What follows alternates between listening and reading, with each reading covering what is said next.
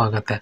आज का टॉपिक है हिंदी में सर्वनाम तथा विशेषण। सर्वनाम उस विकारी शब्द को कहते हैं जो सर्वोपर संबंध से किसी संज्ञा के बदले आता है, जैसे मैं, तुम, वह, यह इत्यादि सब नामों के बदले जो शब्द आते हैं उसे सर्वनाम कहते हैं। संज्ञा से उस वस्तु का या उस व्यक्ति का बोध होता है जो लिखा या बोला गया हो, किंतु सर्वनाम में सर्वोपर संबंध के अनुसार बोध बदलता रहता है। जैसे लड़का के लिए यदि वह आता तो वह कहने से लड़के का बोध सर्वपूर्वोपर संबंध के कारण होता है। हिंदी में 11 सर्वनाम है। मैं, तू, आप, वह, यह, जो, सो, कोई, कुछ, कौन, क्या। प्रयोग के अनुसार सर्वनाम के कुछ भेद हैं। वो 6 भेद हैं। पुरुषवाचक, निजवाचक, निश्चयवाचक, अनिश्चयवाचक, फिर इसमें संबंधवाचक, प्रश्नवाचक, पुरुषवाचक सर्वनाम किसी व्यक्ति के नाम के बाद आता है। उत्तम पुरुष में वक्ता या लेखक होता है।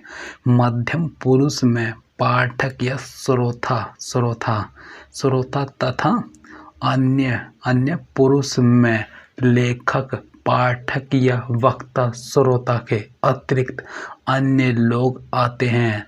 उत्तम पुरुष मैं, हम बहुवचन है। मध्यम पुरुष तू या तुम, आप लोग बहुवचन। अन्य पुरुष वह, यह, ये, वे बहुवचन। निजवाचक सर्वनाम का रूप आप है, लेकिन पुरुषवाचक सर्वनाम मध्यम पुरुष बहुवचन में प्रयुक्त होने वाले आप से भिन्न होता है। इस सर्वनाम का प्रयोग किसी निराकरण तथा अवधारणा के लिए होता है। जैसे मैं आप ही चला आया था। फिर है निश्चय वो निश्चयवाचक सर्वनाम। इसमें जिस शब्द के प्रयोग से वस्तु तथा वक्ता की दूरी का पता चलता है उसे निश्चयवाचक सर्वनाम कहते हैं। जैसे वह, यह कोई भला काम नहीं है, वह कौन आ रहा है। अनिश्चयवाचक में आएगा। अनिश्चयवाचक सर्वनाम जिस सर्वनाम से किसी निश्चय वस्तु का बोध ना हो उसे अनिश्चय सर्वनाम कहा जाता है। जैसे कोई, कुछ, उसने कुछ खाया कि नहीं। फिर इसमें कोई आ रहा है। संबंधवाचक सर्वनाम जिस सर्वनाम से वाक्य में किसी दूसरे सर्वनाम से संबंध स्थापित किया जाए उसे संबंधवाचक सर्वनाम कहते हैं। जैसे जो, सो, वह कौन है जो हंस रहा है, वह जो है सो रहा है ही। प्रश्नवाचक सर्वनाम में आएगा। प्रश्न करने के लिए जिन सर्वनामों का प्रयोग होता है उसे प्रश्नवाचक सर्वनाम कहते हैं। जैसे कौन, क्या, वह कौन जा रहा है। क्वेश्चन, तुमने क्या खाया है। क्या का प्रयोग जड़ पदार्थों के साथ ही होता है तथा कौन सा का प्रयोग केवल चेतन जीवों के लिए होता है। सर्वनाम के अतिरिक्त कुछ ऐसे भी शब्द हैं उन्हें संयुक्त सर्वनाम की कोटि में रहा जाता है। इनमें एक से अधिक शब्द संयुक्त होकर सर्वनाम के रूप में वाक्य में उपस्थित होते हैं, जैसे जो, कोई, सब, कोई, कुछ और, कुछेदक, कोई न कोई इत्यादि इत्यादि। इसमें आएगा संयुक्त सर्वनाम स्वतंत्र रूप से संज्ञा अथवा मूल सर्वनामों के साथ प्रयुक्त होते हैं। सर्वनाम का रूपांतरण पुरुष वचन और कारक की दृष्टि से होता है। इनमें लिंग भेद के कारण रूपांतरण नहीं होता, जैसे वह खाता है, वह खाती है। संज्ञा के समान व्याकरण में सर्वनाम को दो वचनों में बांटा गया है, एक वचन, बहुवचन।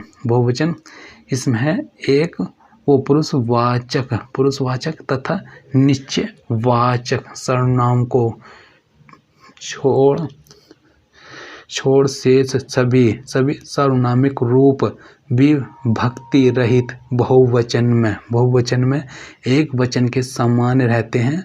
कारकों की विभक्तियां लगने से सर्वनाम के रूप में परिवर्तन होता है। वचन और कारक के प्रभाव में सर्वनाम में परिवर्तन होता है। कतिपय सर्वनामों के रूप परिवर्तन इस प्रकार हैं। पुरुषवाचक सर्वनाम उत्तम पुरुष में कारक एक वचन, बहुवचन। यह कर्ता मैंने, मैंने, हम, हमने बहुवचन में। कर्म आएगा मुझे, मुझको एक वचन में, और बहुवचन में आएगा हम, हमको। और करण कारक है करण, एक वचन में आएगा मुझसे, मेरे द्वारा, और बहुवचन में आएगा हमसे, हमारे द्वारा। फिर आएगा इसमें संप्रदान में आएगा मुझको, मुझसे, मेरे लिए एक वचन, और बहुवचन में आएगा हमको, हमें, हमारे लिए। अपादान कारक में आएगा, उसमें आएगा एक वचन मुझसे, और बहुवचन में आएगा हमसे। फिर है कारक संबंध एक वचन में आएगा मेरा, मेरी, मेरे एक वचन में, और हम उसमें आएगा बहुवचन में हमारा, हमारी, हमारे। फिर अधिकरण कारक आएगा मुझ में, मुझ पर एक वचन में, और जबकि बहुवचन में आएगा हम में, हम पर। फिर इसमें आएगा पुरुषवाचक सर्वनाम मध्यम पुरुष तू, कर्ता तू, तूने। फिर तुम, तुमने बहुवचन में, और कर्म में आएगा तुझे, तुझको। फिर तुम्हें, तुमको। करण में आएगा तुझसे, तेरे द्वारा। फिर है तुझसे, तुम्हारे लिए। संप्रदान तुझको, तेरे लिए। फिर इसमें तुझको, तुमको, तुम्हारे लिए।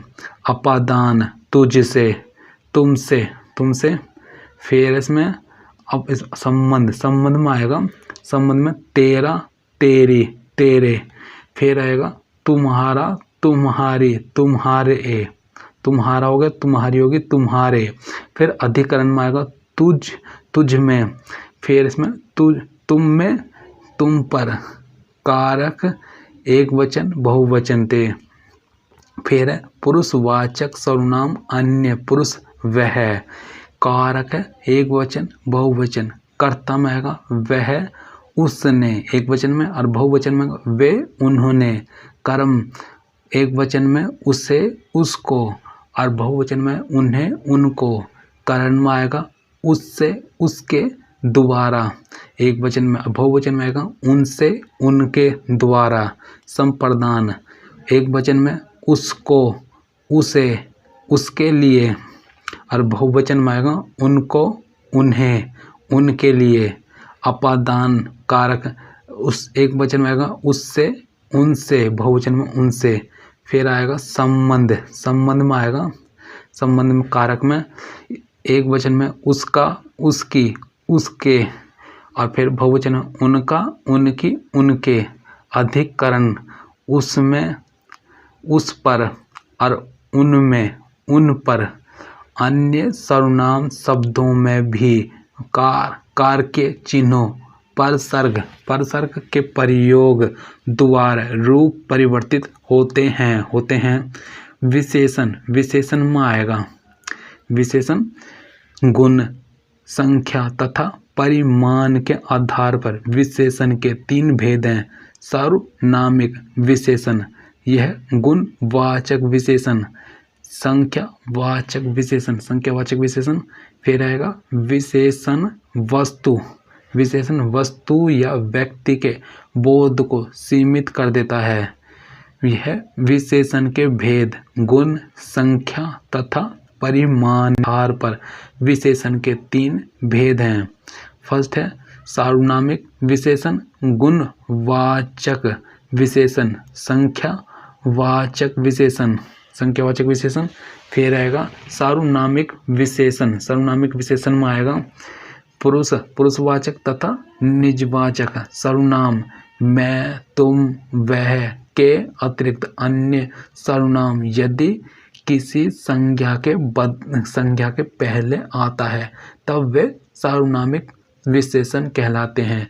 जैसे वह मजदूर नहीं लौटा, यह आदमी भरोसेमंद है। यहाँ मजदूर तथा आदमी संज्ञा के पहले सर्वनाम वह और यह उस संज्ञा की विशेषता निर्धारित करते हैं। अतः ये सार्वनामिक विशेषण है। व्युत्पत्ति के आधार पर सार्वनामिक विशेषण के 2 भेद हैं। मौलिक सार्वनामिक विशेषण, यौगिक सार्वनामिक विशेषण। गुणवाचक विशेषण में आएगा जिस शब्द से संज्ञा का गुण, दशा, स्वभाव का पता चलता है उसे गुणवाचक विशेषण कहा जाता है। सर्वाधिक विशेषण है शब्द इसी कोटि में आते हैं। फिर जैसे नया, पुराना, प्राच्य, पाश्चात्य, काला, पीला, नीला, भला, बुरा, उचित, अनुचित इत्यादि। संख्यावाचक विशेषण, जिन शब्दों से संज्ञा या सर्वनाम की संख्या लक्षित होती है उसे संख्यावाचक विशेषण कहते हैं। जैसे 5 रुपये, 7 दिन, 10 वर्ष इत्यादि। संख्यावाचक के 3 मुख्य भेद हैं। यह निश्चित संख्यावाचक, अनिश्चित संख्यावाचक, परिमाणवाचक। निश्चित संख्या का बोध कराने वाले शब्दों 1, 3, 10 इत्यादि को निश्चित संख्या तथा अनिश्चित संख्या का बोध कराने वाले शब्दों कुछ, सब इत्यादि अनिश्चित संख्यावाचक विशेषण हैं। प्रयोग के आधार पर निश्चित संख्यावाचक विशेषण के 5 भेद हैं। इसमें आएगा गणनावाचक, क्रमवाचक, आवर्तीवाचक, यह समुदाय बोधक, प्रत्येक बोधक। संख्यावाचक विशेषण का मुख्य भेद परिमाण बोधक विशेषण है। यह किसी वस्तु की मात्रा का बोध कराने वाले शब्द हैं। जैसे थोड़ा, बहुत इत्यादि। परिमाण बोधक विशेषण के 2 भेद हैं। निश्चयवाचक, अनिश्चयवाचक। विशेषण की रचना इसमें आएगा। इसमें विशेषण विकारी और अविकारी दोनों होते हैं। अविकारी विशेषण के रूपों में परिवर्तन नहीं होता नहीं होता। ये अपने मूल रूप में हमेशा रहते हैं, जैसे लाल, सुंदर, गोल, भारी इत्यादि। कुछ विशेषण संज्ञाओं में प्रत्यय लगाकर बनते हैं, जैसे बल प्लस वान बराबर के बलवान, आत्मा प्लस ई आत्मीय, दान प्लस ई दानी दानी। फिर इसमें है तुलनात्मक विशेषण हिंदी में मूल शब्द में तर और तम लगाकर बनाए जाते हैं, जैसे लघु से लघुतर, लघुतम, उच्च से उच्चतर, उच्चतम इत्यादि। विधेय विशेषण उस विशेषण को कहते हैं जो संख्या विशेष्य के बाद आता है। पर विशेषणों की विशेषता बताने वाले शब्द पर विशेषण कहलाते हैं, जैसे राठौड़ बहुत अच्छा निशानेबाज है। यहाँ अच्छा विशेषण की विशेषता बताने वाला शब्द बहुत पर विशेषण है। इसे अंतर विशेषण भी कहा जाता है। इसमें आएगा क्रिया अव्यय तथा क्रिया विशेषण। क्रिया जिस शब्द से किसी कार्य के होने की प्रवृत्ति प्रकट हो उसे क्रिया कहा जाता है, जैसे पढ़ना, लिखना, चलना इत्यादि। क्रिया विकारी शब्द है जिसके रूप लिंग, वचन तथा पुरुष के अनुसार बदलते हैं। क्रिया के रूप में यह परिवर्तन हिंदी की अपनी विशेषता है। क्रिया का मूल धातु है। धातु क्रियापद के उस अंश को कहते हैं जो प्राय सभी रूपों में अपनी उपस्थिति दर्शाता है। वस्तुतः जिन मूल अक्षरों से क्रिया का निर्माण होता है उन्हें धातु कहते हैं, जैसे पढ़ना। क्रिया में पठ धातु के साथ ना प्रत्यय लगा है। हिंदी में क्रिया का निर्माण धातुओं के अतिरिक्त संख्या तथा विशेषण से भी होता है। रचना की दृष्टि से क्रिया के दो भेद हैं, सकर्मक, अकर्मक। सकर्मक में आएगा सकर्मक क्रिया उस क्रिया को कहते हैं जिसका फल कर्ता पर ना पढ़कर कहीं और पड़े। सकर्मक क्रिया के साथ कर्म रहता है या उसके रहने की संभावना होती है। इसमें आएगा जैसे राम खाना खाता है। इस वाक्य में क्रिया का फल भोजन पर पड़ता है जो प्रत्यक्ष उपस्थिति नहीं है जाता है के साथ। यदि गंतव्य स्थल की चर्चा वाक्य में नहीं होती तब भी फल घर, विद्यालय आदि शब्दों पर पड़ता है। ऐसी क्रियाएं सकर्मक होती हैं। अकर्मक क्रिया जिस क्रिया के कार्य का फल कर्ता पर पड़े उसे अकर्मक क्रिया कहते हैं। अकर्मक क्रिया के साथ कोई कर्म कारक नहीं होता। इस कारण इसे अकर्मक क्रिया कहते हैं। जैसे मोहन हंसता है। हंसने या रोने की क्रिया का फल कर्ता पर पड़ता है। कतिपय ऐसी क्रियाएं हैं जो अकर्मक तथा सकर्मक दोनों होती हैं। यह निर्धारण वाक्य में उनके प्रयोग द्वारा होता है। इन्हें अभ्ययविध धातु भी कहते हैं, जैसे मेरा जी घबराता है। घबराना क्रिया सकर्मक। मुसीबत में भी सभी घबराते हैं। घबराना क्रिया अकर्मक।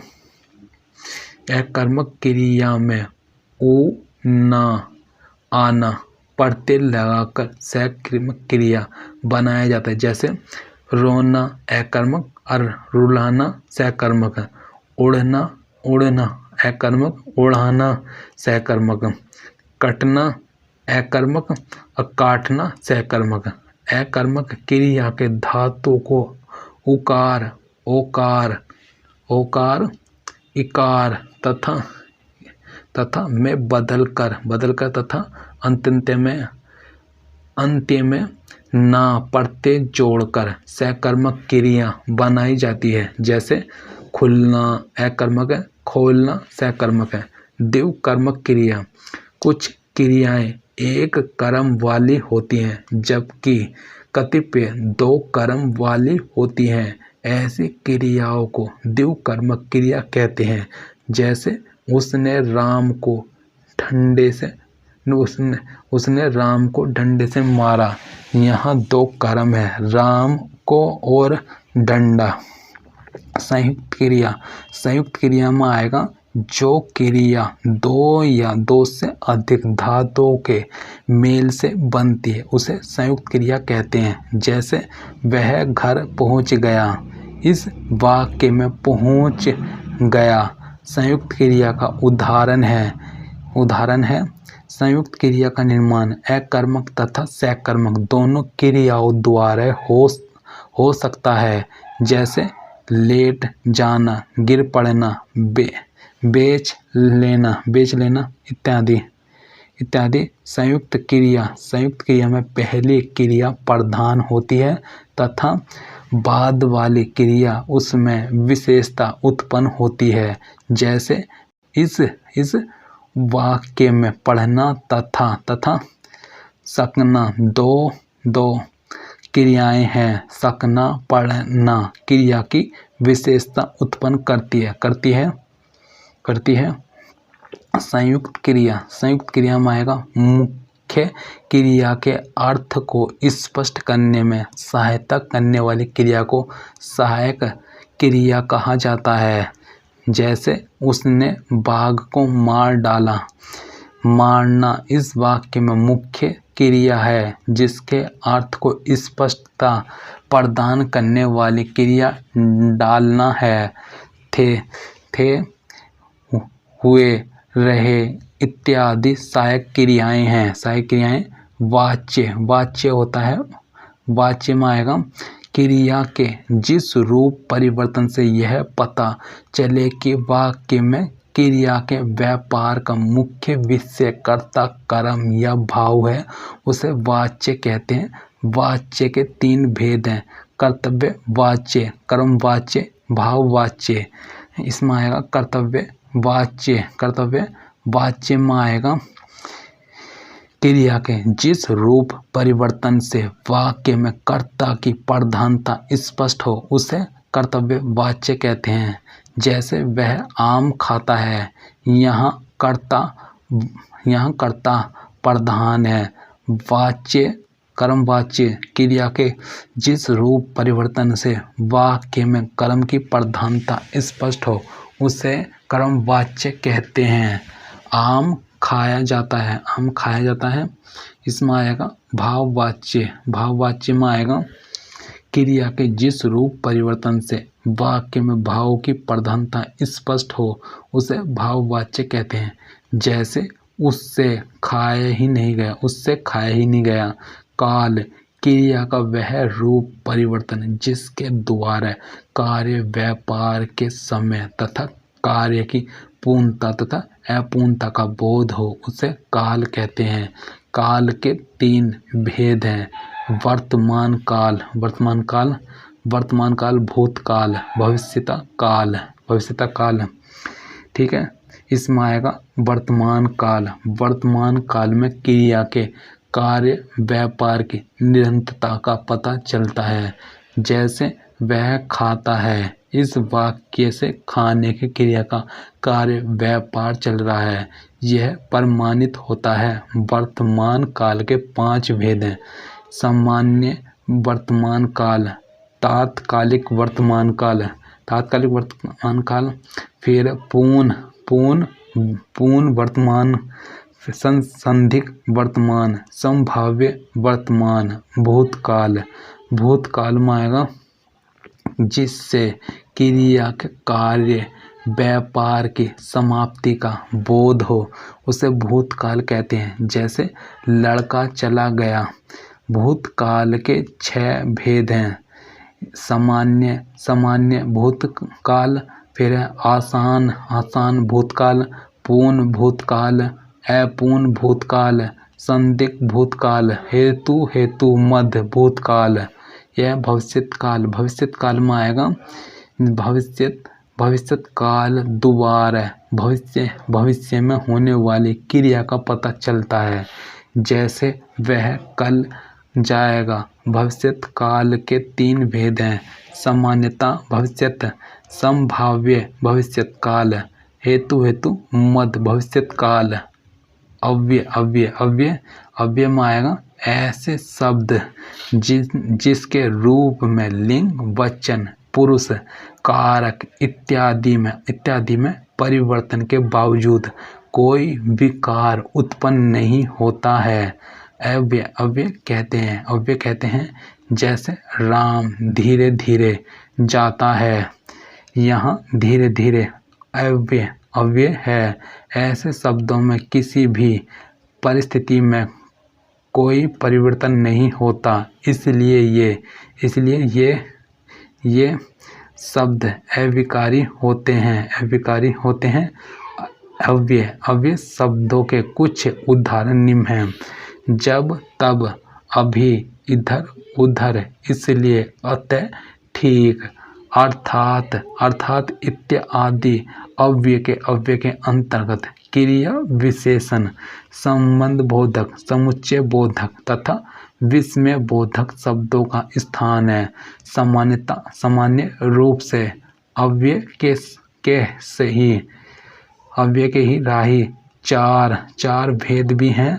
अंग्रेजी की तरह हिंदी में सभी क्रिया विशेषण शब्दों को अव्यय नहीं माना गया है। बहुत से शब्द क्रिया की विशेषता नहीं बताते। कालवाचक, यहाँ वहाँ, दिशावाचक, इधर उधर, स्थितिवाचक में आएगा नीचे ऊपर इत्यादि क्रिया की विशेषता नहीं बताते। क्रिया विशेषण, जिस शब्द से क्रिया विशेषण तथा अन्य क्रिया विशेषण शब्दों की विशेषता प्रकट हो उसे क्रिया विशेषण कहते हैं। जैसे सीता धीरे धीरे आ रही है, श्याम अभी खा रहा है। इन वाक्यों में धीरे धीरे तथा अभी, आने तथा खाने की क्रिया की विशेषता बताते हैं। वह बहुत धीरे धीरे चलता है। इस वाक्य में बहुत क्रिया विशेषण है क्योंकि वह धीरे धीरे क्रिया विशेषण की विशेषता बतलाता है। प्रयोग के आधार पर क्रिया विशेषण के 3 भेद हैं। साधारण, संयोजक तथा अनुबंध वाक्य में स्वतंत्र रूप से प्रयुक्त क्रिया विशेषण को साधारण क्रिया विशेषण कहते हैं। जैसे जल्दी आ जाओ, यहाँ जल्दी स्वतंत्र रूप से वाक्य में प्रयुक्त हुआ है। जिन क्रिया विशेषणों का संबंध किसी उपवाक्य से रहता है उन्हें संयोजक क्रिया विशेषण कहा जाता है। जैसे यहाँ जहाँ अभी महल है वहाँ कभी जंगल था। वाक्य में प्रयुक्त होकर नीचे अवधारण का बोध कराने वाले क्रिया विशेषण शब्द को अनुबंध क्रिया विशेषण कहते हैं। रूप के आधार पर क्रिया विशेषण को 3 भागों में बांटा जाता है। ये हैं मूल, यौगिक, स्थानीय। मूल क्रिया विशेषण दूसरे शब्दों के मेल से नहीं बनते। जैसे ठीक, अचानक, नहीं इत्यादि।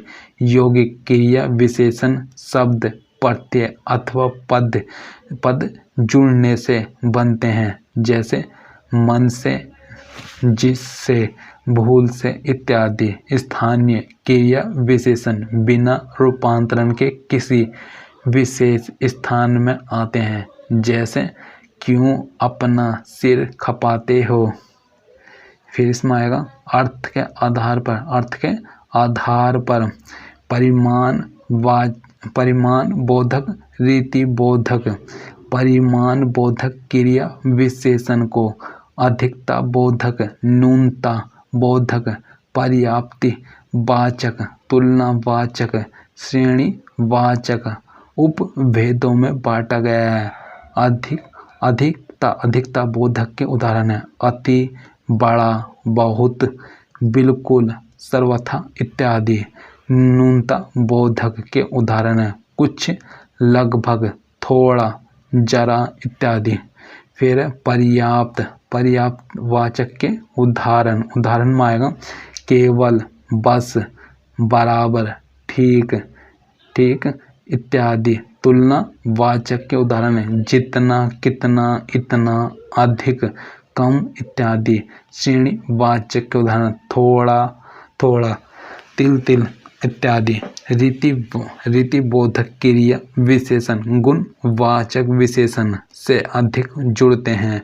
ये क्रिया विशेषण प्रकार, निश्चय, अनिश्चय, स्वीकार, कारण, निषेध, अवधारणा जैसे अर्थों में आते हैं। प्रकार में आएगा कैसे, स्वयं, श्वेत, मानो इत्यादि। निश्चय में आएगा अवश्य, सही, सचमुच इत्यादि। अनिश्चय में कदाचित, शायद, यथासंभव इत्यादि। स्वीकार हाँ जी, ठीक, सच इत्यादि। कारण में आएगा इसलिए, क्यों, कहे इत्यादि। निषेध नहीं, मत इत्यादि। अवधारणा में आएगा तो, भी, मात्र इत्यादि। फिर आएगा संधि में आएगा संधि दो वर्णों के मेल से उत्पन्न होने वाले परिवर्तन को संधि कहते हैं। संधि में दो शब्द या पद एक दूसरे से जुड़कर एक नए शब्द का निर्माण करते हैं। पहले शब्द का अंतिम वर्ण दूसरे शब्द के प्रथम वर्ण से मिलकर विकार उत्पन्न करते हैं। यह विकास जन्य संपर्क ही संधि है। संधि को समझकर वर्णों को पृथक करना जिससे वे मूल रूप से आ जाए संधि विच्छेद कहलाता है। इसमें वर्णों के आधार पर संधि तीन प्रकार की होती है: स्वर संधि, व्यंजन संधि, विसर्ग संधि। स्वर संधि दो स्वरों के मिलने से जो विकार या रूप परिवर्तन होता है उसे स्वरूप संधि कहते हैं। दो स्वर आपस में मिलकर एक अन्य स्वरूप का निर्माण करते हैं तथा आपस में जुड़े शब्दों से एक तीसरे अर्थपूर्ण शब्द की उत्पत्ति करते हैं। स्वर संधि में स्वरों का आपसी मेल होता है। स्वर संधि के पांच भेद हैं। स्वर संधि के पांच भेद हैं। इसमें आ जाएगा स्वर संधि के पांच भेद में दीर्घ संधि, इसमें आएगा गुण संधि, फिर आएगा वृद्धि संधि, यन संधि, फिर इसमें आएगा दीर्घ स्वर संधि। इसमें आएगा दो सहजातीय अथवा सहवर्ण स्वर जैसे आसेना आप्याम मिलकर दीर्घ स्वर के रूप में परिवर्तित होते हैं। ऐसी संधि को दीर्घ स्वर संधि कहते हैं। यदि आसेनार आप्याम छोटी संधि बड़ी से छोटे सोल बड़े सोन तथा री के बाद ही हास्य या दीर्घ स्वर जुड़ता है तो दोनों मिलकर आप्याम बड़ी सींग, अब बड़े से ऊन, तथा री के रूप में सामने आते हैं। उदाहरण में अन प्लस ए भाव, इसमें आएगा अन भाव, ए प्लस ए बराबर डबल आप्याम। देव प्लस आल्य, देवाल्य, ए प्लस आप्याम आ जाएगा। फिर विद्या प्लस आर्थी, विद्या प्लस अर्थी, इसमें आएगा विद्यार्थी, आप्याम प्लस आसेनार बराबर आप्याम। विद्या प्लस आल्य, ये विद्यालय आएगा, आप्याम प्लस आप्याम बराबर आप्याम। फिर रवि प्लस इंद्रा, तो रविंदर, इसमें ई छोटी बड़ी हो जाएगा। हरि प्लस ईस, हरीश छोटी प्लस बड़ी बराबर बड़ी। रजनीश, इसका आएगा रजनीश में आएगा बड़ी प्लस बड़ा बड़ी। भानु प्लस उदय, ये हो जाएगा भानुदय, छोटा बड़ा हो जाएगा। स्वयंभू उदाहरण है, स्वयंभू उदय, यह है स्वयंभू, बड़ा ऊ छोटा ऊ बराबर आएगा बड़ा ऊ। फिर है पित प्लस ऋण, पितृ ऋण, री प्लस री हो जाएगा।